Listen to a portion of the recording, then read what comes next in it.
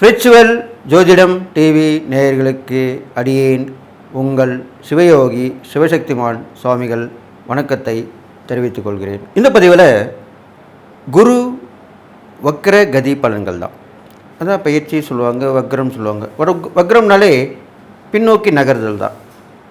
ஒரு கிரகம் ஒவ்வொரு ராசியாக மாறிட்டு இருக்கும்போது சில காலகட்டங்களில் அந்த சுற்று வட்ட பாதையில் வரும்போது கொஞ்சம் அந்த கிரகத்துடைய ஓட்டம் கொஞ்சம் நிதானமாக பின்னோக்கி கொஞ்சம் நிற்கிற மாதிரி இருக்கும், பின்னோக்கி போகிற மாதிரி இருக்கும்.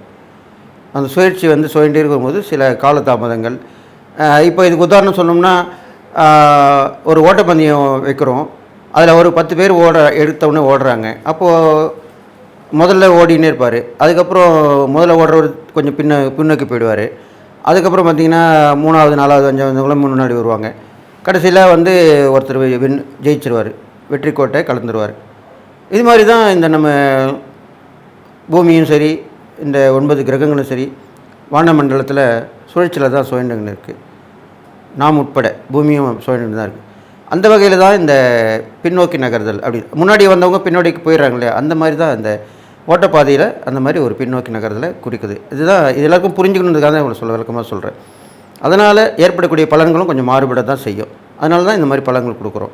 அப்போது இது வரைக்கும் குரு பயிற்சியான பலன்களோட இப்போது குரு வக்ரகதியான பலன்கள் கொஞ்சம் மாற்றங்கள் அடையும்.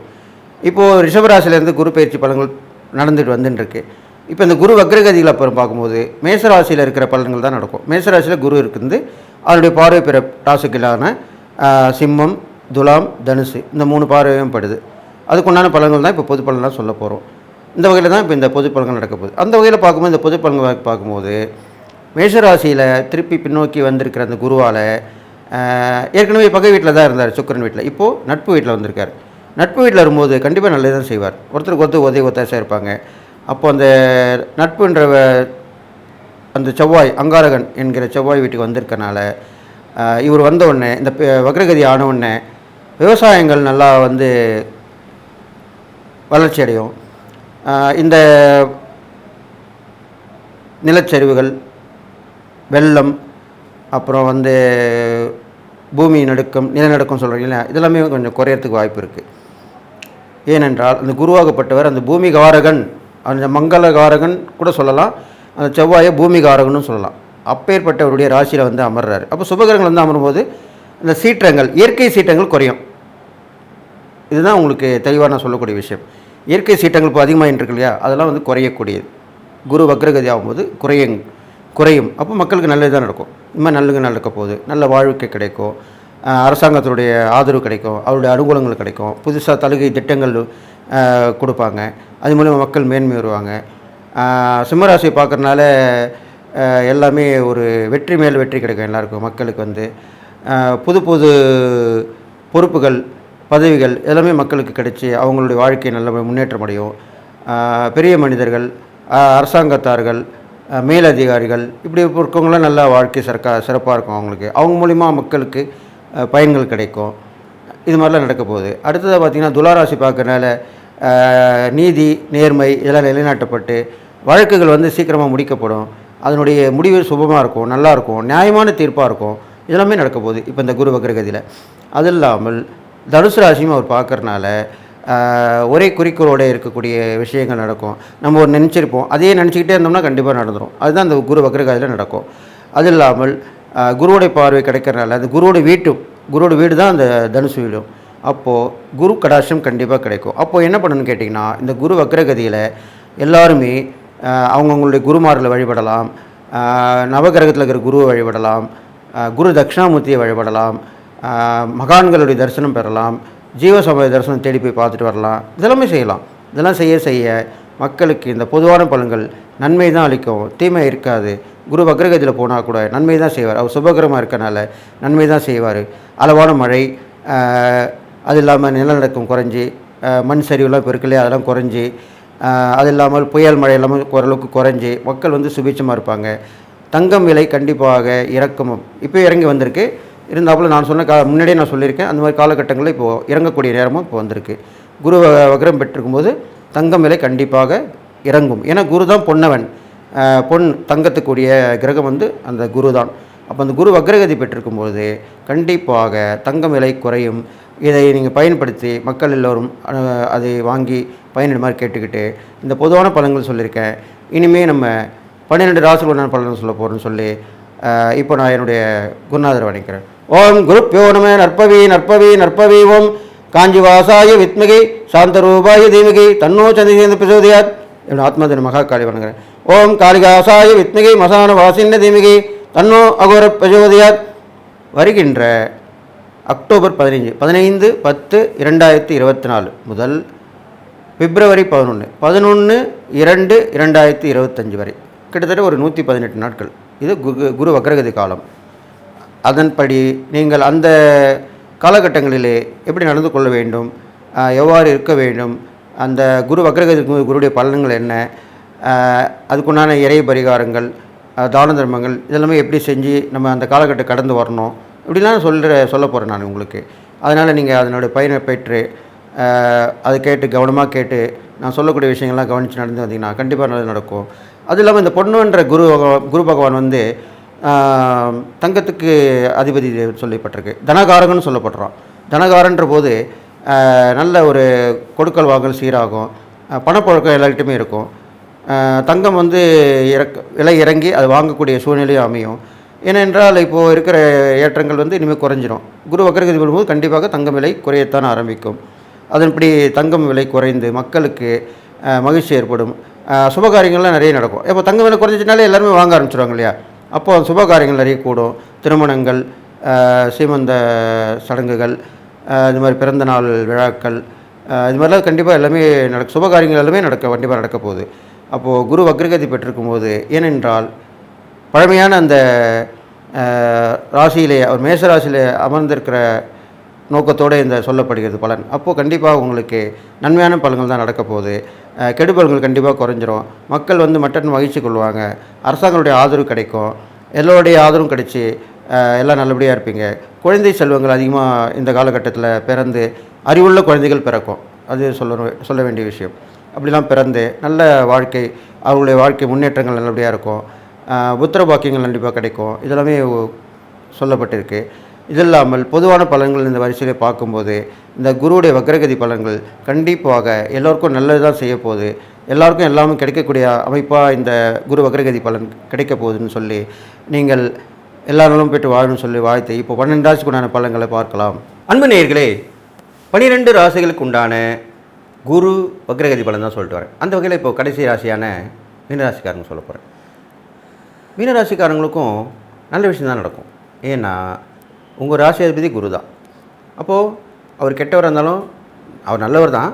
உங்களுக்கு கெட்ட ஸ்தானத்தில் இருந்தாலும் நல்லது தான் செய்வார். ஏன்னா உங்களுடைய வீட்டுக்கு அதிபதி அவர் தான். அந்த வகையில் பார்க்கும்போது இப்போது உங்கள் மீனராசிக்கு பார்க்கும்போது குருவுடைய பார்வை பலன் பார்த்திங்கன்னா 6, 8, 10 பார்க்குறாரு. வக்ரகதியில் 6, 8, 10 பார்க்குறாரு. அப்போது உங்களுக்கு வந்து வக்ரகதியில் நல்ல பலன் தான் கொடுப்பாரு. ஏன்னா ஏற்கனவே இப்போ வந்து 3ஆம் இடத்துல இருந்த பலன் தான் 2ஆம் இடத்து பலன் தான் கொடுக்க போகிறார். அப்போது கண்டிப்பாக நல்லது நடக்கும். உங்களுடைய கொடுக்கல் வாங்கல் சீராகும், குடும்பத்தில் பிரச்சனை இல்லாமல் போகும், தனம் பல வகையில் வந்து சேரும். தனகாரன் இல்லையா, அதனால் பணத்தை கொடுப்பாரு. பணம் வந்துட்டாலே பணம் பத்தும் செய்யும் இல்லையா, அதனால் எல்லாமே உங்களுக்கு நடக்க போகுது. எல்லா வகையான உதவிகளும் கிடைக்கும். அதை கையில் வச்சுட்டு நீங்கள் எல்லாமே சந்தோஷமாக இருக்க போகிறீங்க. அதுக்குண்டான காலகட்டம் தான் இப்போ வந்திருக்கு உங்களுக்கு. அது இல்லாமல் நீங்கள் ஜெயித்து வாழ்க்கையில் முன்னுக்கு வர போகிறீங்க. எந்த ஒரு விஷயமா இருந்தாலும் அந்த வெற்றி கிடைக்க போகுது. அதுக்கு உறுதுணையாக உங்களுக்கு கூட இருப்பாங்க. ஒரு நட்பாக இருந்தாலும் சரி, உறவாக இருந்தாலும் சரி, அவங்க கூட இருந்து உங்களுக்கு அதை ஜெயித்து கொடுப்பாங்க. அந்த மாதிரி உதவிகளும் கிடைக்க போகுது. இது இல்லாமல் வந்து நீங்கள் முன்னேற்றமான பாதையில் தான் செல்ல போகிறீங்க. குறுக்கு வழியில் இருந்திருப்பீங்க, அப்படி போகலாமா, இப்படி சம்பாதிச்சிடலாமா, நம்மளுக்கு ரொம்ப கஷ்டமாக இருக்கே அப்படின்னு நினைப்பீங்க. அதெல்லாம் இப்போ விட்டுட்டு நேர்மையான வழியில் போகலாம், தெய்வ சிந்தனையோடு இருக்கலாம், 4 பேர் உதவி பண்ணலாம், கண்டிப்பாக நம்மள நல்லது நடக்கும் அப்படின்ற மனப்பான்மையோடு தான் இப்போ இருக்க போகிறீங்க. அப்போ கண்டிப்பாக உங்களுக்கு நன்மை தான் நடக்க போகுது.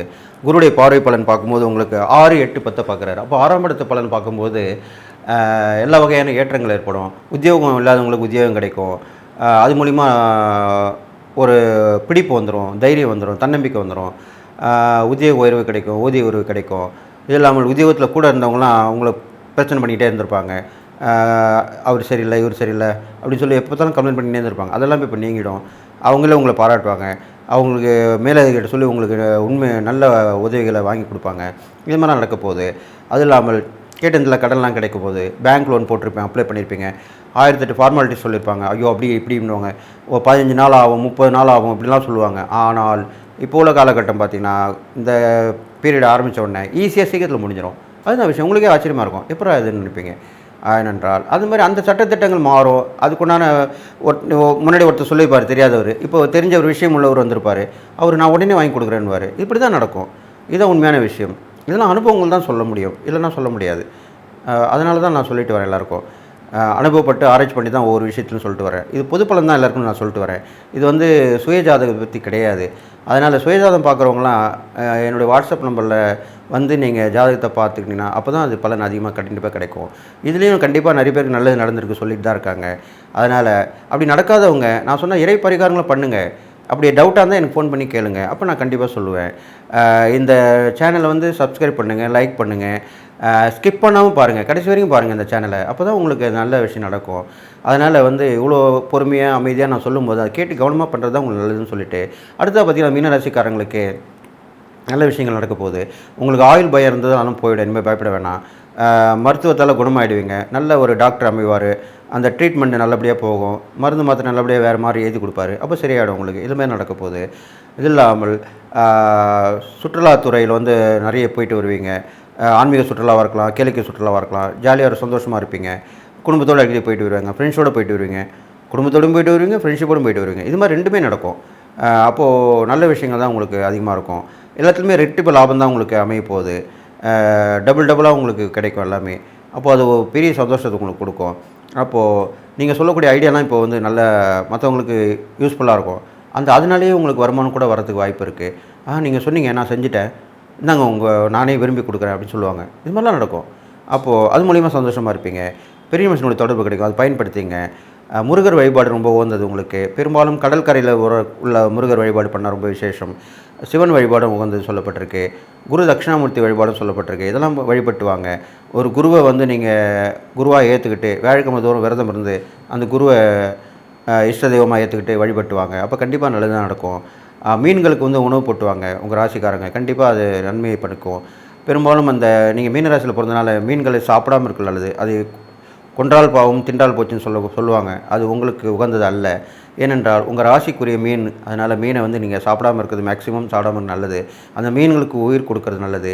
மீன் தொட்டியில் மீனை வளர்க்கலாம், அதுக்கு உணவு கொடுக்கலாம். கோயிலில் குளத்தில் உள்ள மீன்களுக்கு போனால் அங்கே உணவு கொடுக்கலாம். இதெல்லாம் பண்ணிட்டு வாங்க. இதெல்லாம் ஒரு சாக்ரிஃபைஸ் தான், ஒரு தியாகம். இது நல்லது தானே செய்ய போகுது. அது மட்டும் தானே சாப்பிடக்கூடாது, மற்ற எதாவது சாப்பிட்டு போங்க. மீனை மட்டும் சாப்பிடாமல் இருங்க. ஏன்னா உங்கள் ராசிக்குரிய அது மீன்கள் சொல்லப்பட்டிருக்கு. அதனால் இப்போ அதை கடைப்பிடிச்சி வாங்க. உங்களுக்கு 20 ஆதாயங்கள் எப்பவுமே வாழ்க்கையில் வந்துட்டுருக்கும், உண்டாக இருக்கும். 2 பேர் வச்சுங்க. ஒருத்தர் வந்து ஃப்ரெண்டாக இருக்கலாம், ஒருத்தர் ரிலேஷன்ஷிப்பாக இருக்கலாம். இந்த 2 பேர் உங்கள் கூட இருந்தாலே எப்பயுமே நன்மை நடக்கும். இதெல்லாம் சூட்சமான பரிகாரம். அதை நான் உங்களுக்கு ஆராய்ச்சி பண்ணி அனுபவப்பட்டு தான் சொல்லிட்டு வரேன். அதனால் இதெல்லாம் கேட்டு நடந்தீங்கன்னா கண்டிப்பாக நல்லது நடக்கும். தான தர்மம் பண்ணும்போது பார்த்திங்கன்னா உங்களுக்கு இது இல்லாமல் இந்த ரொம்ப உடம்பு சுகம் குன்றியவர்கள், அது இல்லாமல் வந்து ரொம்ப பார்க்கறதுக்கு அருவருக்கத்தக்கமாக இருப்பாங்க. பார்த்தாலே அவங்க பிடிக்க ஆரம்பிப்பாங்க. அவங்க கிட்ட கூட போக முடியாது, பேச முடியும். அப்படிப்பட்டவங்களுக்கு போய் உதவி பண்ணணும். நீங்கள் அது நீங்கள் வாலண்டரியாக நீங்கள் போய் உதவி பண்ணணும். அப்போ தான் அவங்க ரொம்ப சந்தோஷப்படுவாங்க. நம்மளை கூட மதித்து நம்மளுக்கு வந்து கொடுக்குறாங்களே, உதவி பண்ணுறாங்களே அப்படின்ட்டு. சில பேர் பார்க்காம போயிடுவாங்க அவங்கள பார்த்தாலே. அப்பேற்பட்ட எளிமை உள்ளவங்களுக்கு நீங்கள் உதவி பண்ணிட்டு வரணும். அப்போ தான் அதுதான் உண்மையான ஒரு பரிகாரமாக சொல்லப்பட்டிருக்கு தான தர்மங்களில். அதெல்லாம் நீங்கள் பண்ணிட்டு வரணும். உங்களுக்கு கர்மா குறையும்.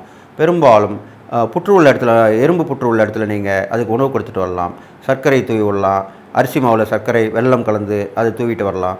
இதெல்லாம் அடிக்கடி பண்ணணும்னு கூட அவசியம் இல்லை. வாரத்தில் ஒரு நாள் பண்ணிட்டு வரலாம். பெரும்பாலும் ஞாயிற்றுக்கிழமையில் பண்ணுறது சிறப்புன்னு சொல்லப்பட்டிருக்கு. இதெல்லாம் பண்ணிட்டு வரலாம். அந்த எறும்புகள் நிறைய சாப்பிட உங்களுக்கு வந்து நிறைய பேர் 1000 பேருக்கு 1,00,000 பேருக்கு அன்னதானம் பண்ண பலன் கண்டிப்பாக கிடைக்கும்.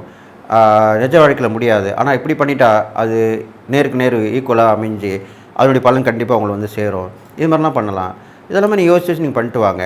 பெரும்பாலும் நீங்கள் காக்கைக்கு வந்து வைக்கிறது ரொம்ப விசேஷம் சொல்லப்பட்டிருக்கு. ஏன்னா உங்கள் ராசிக்கு வந்து சனீஸ்வரன் வந்து ரொம்ப அதி தேவதையாக வந்து விளங்கியிருக்காரு.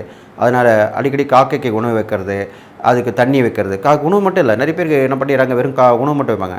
ஆனால் அந்த காக்கைக்கு மட்டும் இல்லை, மற்ற எல்லா பறவைகளும் வந்து சாப்பிட்ற மாதிரி உணவும் தண்ணீரும் வச்சிங்கனாக்கா அதுங்க வந்து சாப்பிட்டு தண்ணி குடிச்சிட்டு போனால் அவ்வளோ விசேஷம். கர்மா குறையறதுக்கு அவ்வளோ பெரிய விஷயமாக சொல்லப்பட்டிருக்கு. இதெல்லாம் சூட்சும பரிகாரமாக இருக்குது. இது நான் எல்லாத்தையுமே விளக்கமாக உங்களுக்கு சொல்லிட்டு வரேன் ஒவ்வொரு பதிவுலையும். பெரும்பாலும் இந்த மீனராசிக்காரங்க இது மாதிரி பண்ணிட்டு வந்தால் ரொம்ப நல்லதுன்னு சொல்லிட்டு நான் சொன்ன இந்த இறை பரிகாரங்கள் தான் நான் பண்ணிட்டு வந்தீங்கன்னா வாழ்க்கையில் கண்டிப்பாக முன்னேற்றம் அடைவீங்க.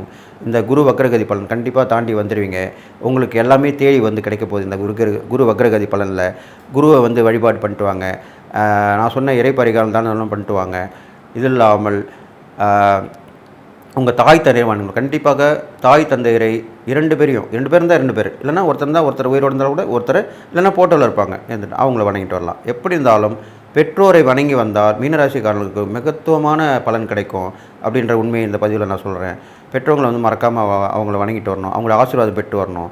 அப்போ கண்டிப்பாக நீங்கள் ஜெயிச்சிருவீங்க, நல்லா வந்துடுவீங்க அப்படின்னு சொல்லிவிட்டு நீங்கள் இந்த நான் சொன்ன விஷயங்கள்லாம் நடந்து வந்தீங்கன்னா உங்களுக்கு எதிர்பாராத தனவுறவுகள், எதிர்பாராத உதவிகள் எல்லாம் கிடைச்சி இந்த குரு வக்ரகதி பலன் சூப்பராக இருக்க போதுன்னு சொல்லி நீங்கள் எல்லா நாளும் உலகம் பெற்று வாழ போகிறீங்கன்னு சொல்லி வாழ்த்தி விடைபெறுகிறேன். நன்றி, வணக்கம்.